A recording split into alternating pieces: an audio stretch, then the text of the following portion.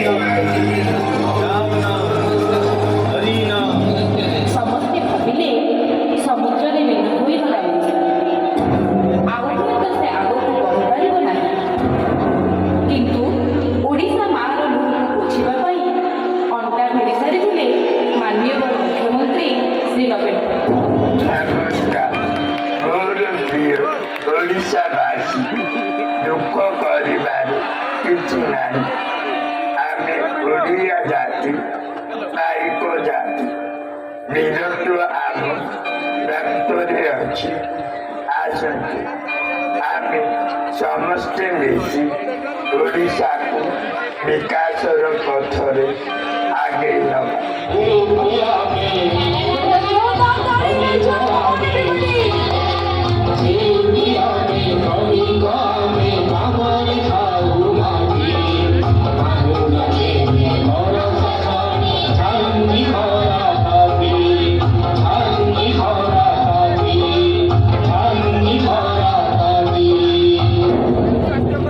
ଭିତ୍ତିପ୍ରସ୍ତର ସ୍ଥାପନ ହେଲା ନବୀନ ଓଡ଼ିଶା। ଗରିବ ଲୋକମାନଙ୍କର ରହିବା ପାଇଁ ନିର୍ମାଣ ହେଲା ବିଜୁ ପକ୍କା ଘର ଓ କୁଡ଼ିଆ। ବାତ୍ୟା ଉପକୂଳ ଅଞ୍ଚଳରେ ଗଢ଼ି ଉଠିଲା ବାତ୍ୟା ଆଶ୍ରୟସ୍ଥଳ। ବିଚ୍ଛିନ୍ନାଞ୍ଚଳକୁ ଯୋଗାଯୋଗ କରାଇଲା ବିଜୁ ପକ୍କା ସଡ଼କ ଯୋଜନା। ପକ୍କା ପୋଲ ଦ୍ୱାରା ସଂଯୋଗ ହେଲା ଉପାନ୍ତ ଅଞ୍ଚଳ। ପ୍ରଶସ୍ତ ହେଲା ରାଜ୍ୟ ରାଜପଥ। ପୁଣି ଫୁଟି ଉଠିଲା ଓଡ଼ିଶାବାସୀଙ୍କ ମୁହଁରେ ହସର ଲହରୀ।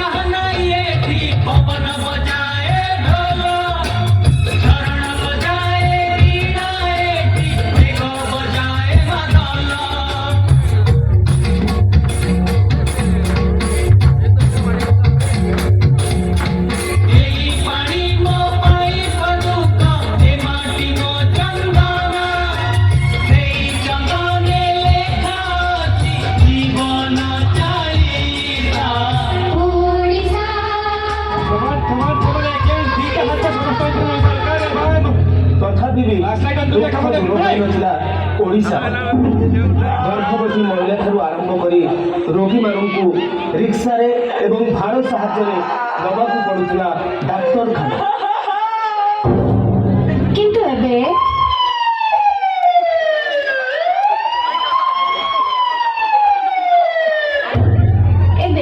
ସରକାରଙ୍କ ତରଫରୁ ଯୋଗାଇ ଦିଆଯାଉଛି ନିଃଶୁଳ୍କ 108 ଆମ୍ବୁଲାନ୍ସ ସେବା। ପ୍ରତ୍ୟେକ ଡାକ୍ତରଖାନାରେ ରୋଗୀମାନଙ୍କୁ ମିଳୁଛି ମାଗଣା ଜନ ଔଷଧ। ମମତା ଯୋଜନାରେ ଗର୍ଭବତୀ ମହିଳାମାନଙ୍କୁ ମିଳୁଛି 5,000 ଟଙ୍କାର ସହାୟତା। ଆଉ ହଁ, ବିଜୁ ସ୍ୱାସ୍ଥ୍ୟ କଲ୍ୟାଣ ଯୋଜନା ମାଧ୍ୟମରେ ପ୍ରତ୍ୟେକଟି ଗରିବ ଲୋକଙ୍କୁ ଯୋଗାଇ ଦିଆଯାଉଛି ନିଃଶୁଳ୍କ ଏବଂ ଉତ୍ତମ ସ୍ୱାସ୍ଥ୍ୟ ସେବା।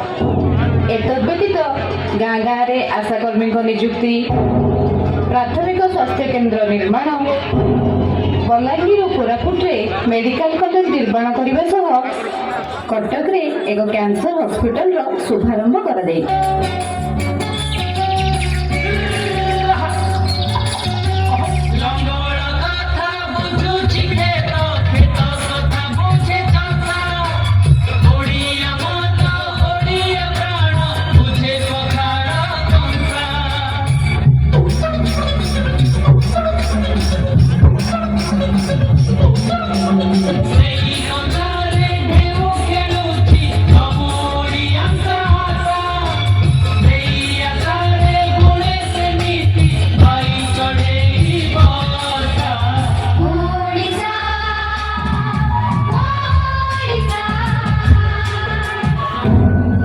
କୃଷି ଆମ ଓଡ଼ିଶାର ମେରୁଦଣ୍ଡ।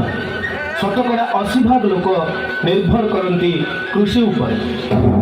ତେଣୁ କୃଷି କ୍ଷେତ୍ରରେ ଉନ୍ନତମାନର ଯନ୍ତ୍ରପାତି ବ୍ୟବହାର କରିବା ନିମନ୍ତେ ସରକାରଙ୍କ ତରଫରୁ 60% ଅର୍ଥରାଶି ମଧ୍ୟ ଯୋଗାଇ ଦିଆଯାଇଛି। ଏତଦ୍ ବ୍ୟତୀତ କୃଷକମାନଙ୍କର ଆର୍ଥିକ ବିକାଶ ପାଇଁ କାଳିଆ ଯୋଜନାରେ 4,000 ଟଙ୍କାର ସହାୟତା ରାଶି ପ୍ରଦାନ କରାଯିବା ସହିତ କୃଷକମାନଙ୍କୁ ଫସଲ ବୀମା ଯୋଜନା ମାଧ୍ୟମରେ କ୍ଷତିପୂରଣ ଯୋଗାଇ ଦିଆଯାଉଛି।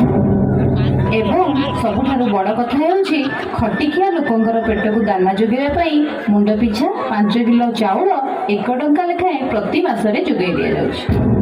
ଆଉ ହଁ, 5 ଟଙ୍କାରେ ଭୋକିଲା ଲୋକଙ୍କ ପାଇଁ ଆହାରର ବ୍ୟବସ୍ଥା ମଧ୍ୟ କରାଯାଇଛି।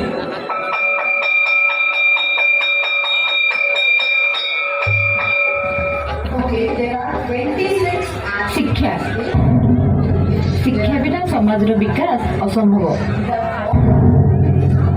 ତେଣୁ ମାନ୍ୟବର ମୁଖ୍ୟମନ୍ତ୍ରୀ ଶିକ୍ଷାର ଗୁଣାତ୍ମକ ମାନକୁ ବୃଦ୍ଧି କରିବା ପାଇଁ ଗାଁ ଗାଁରେ ଅଙ୍ଗନବାଡ଼ି, ନୂତନ ସ୍କୁଲ, କଲେଜ ପ୍ରତିଷ୍ଠା କରିବା ସହ ଗ୍ରାମାଞ୍ଚଳର ପିଲାମାନଙ୍କ ପାଇଁ ଇଂରେଜୀ ମାଧ୍ୟମରେ ଶିକ୍ଷାଦାନ ନିମିତ୍ତ ସ୍ଥାପନ କଲେ ଓଡ଼ିଶା ଆଦର୍ଶ ବିଦ୍ୟାଳୟ ଏବଂ ରୂପାନ୍ତରଣରେ 5T ସ୍କୁଲ, ଯେଉଁଥିରେ କି ସ୍ମାର୍ଟ କ୍ଲାସ୍, ଇ ଲାଇବ୍ରେରୀ, କମ୍ପ୍ୟୁଟର ଲ୍ୟାବ୍ ସହ ଖେଳକୁଦ, ନାଚ ଗୀତର ସୁବିଧା ମଧ୍ୟ କରାଯାଇଛି।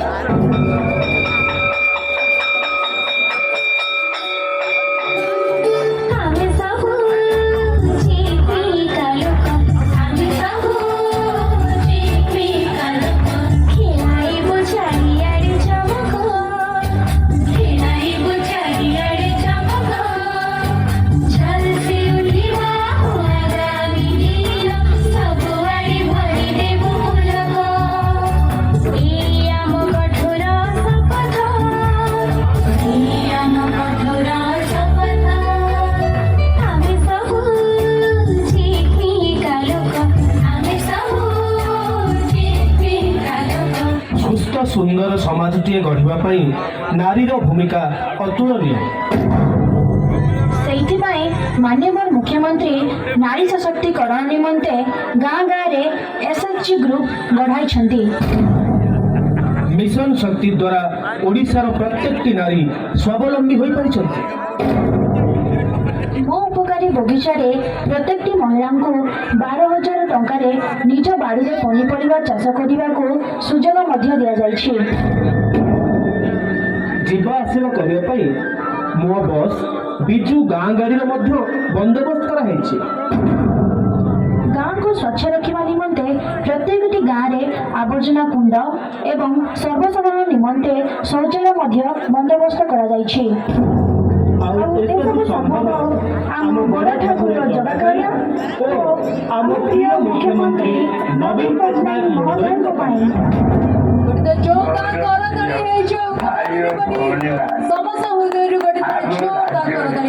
ଆଉ ଠିକା କର୍ମଚାରୀ ରହିବେ ନାହିଁ। ଆଜିଠୁ ସମସ୍ତଙ୍କୁ ସ୍ଥାୟୀ ନିଯୁକ୍ତିରେ ନିଯୁକ୍ତି କରାଗଲା।